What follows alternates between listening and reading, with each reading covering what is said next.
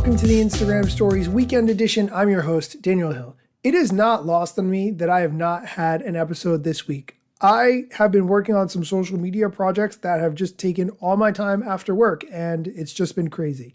But I wanted to do a weekend edition of the show. I wanted to continue with the interview of TikTok CEO Shou Chew.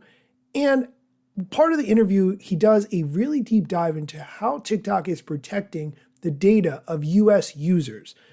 You, if you listen to the show, are into social media, and you probably have friends or family members or even employers who say, don't use TikTok, they're stealing all your data, it's going to China, the Chinese government, blah, blah, blah, blah. And I've talked about that, I think, extensively on this show, but you're hearing my reporting based on reporters that I'm reading who are United States based. What about getting that information directly from the source?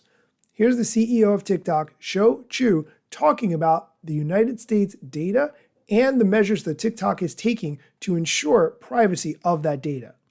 First thing I would say is that the internet is built on global interoperability, and we are not the only company that relies on the global talent pool to make our products as good as. Technology is a very collaborative effort. I think many people here would say the same thing.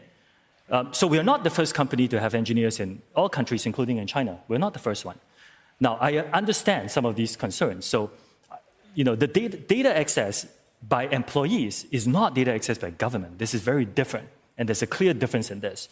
But we hear the concerns that are raised in the United States. We did not try to avoid, discussing, or we did not try to just argue our way out of it.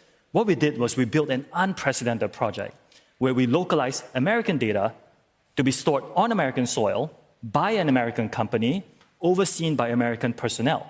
So this kind of protection for American data is beyond what any other company in our industry has ever done. Money is not the only issue here, but it's very expensive to build something like that. And more importantly, we are basically localizing data in a way that no other company has done. So we need to be very careful that whilst we are pursuing data, what we call digital sovereignty in the US, and we're also doing a version of this in Europe, that we don't balkanize the internet. Now, we are the first to do it, and I expect that other companies are probably looking at this and trying to figure out how you balance between protect the data, to make sure that everybody feels secure about it, while at the same time allowing for interoperability to continue to happen, because that's what makes technology and the internet so great. That's something that we are How doing. far are you along that journey with Project Texas? We are very, very far along today. When will there be a clear, here it is, it's done, it's firewall, this data is protected? Today, by default, all new US data is already stored in the Oracle Cloud infrastructure. So it's in this protected US environment that we talked about in the United States. We still have some legacy data to delete in our own servers in Virginia and in Singapore. Our data has never been stored in China, by the way.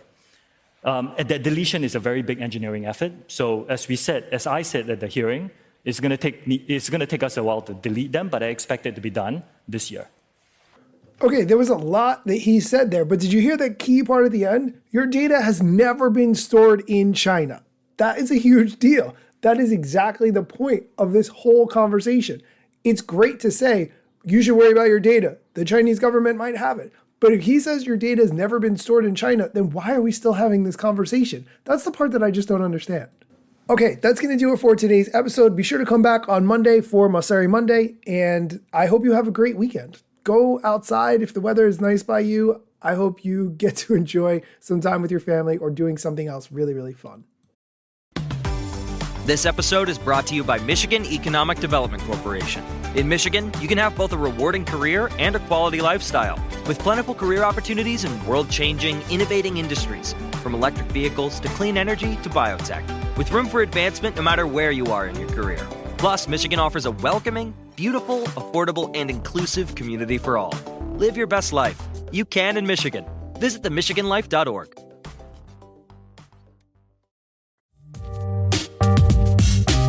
Instagram news got you covered. Sometimes even TikTok. Relevant platforms in the metaverse ahead of the wave. Without a break or a pit stop. Still waiting for Zuckerberg to give me the big job. Pause. Use trademarks and logos with Insta's permission, of course. If you like the show and you gain some good info, maybe leave a review. It's a type of applause. Just drop me a message if you want to collab. If you got some good content or you want to run ads. At Daniel Hill Media is where I am. TikTok, Facebook and Instagram.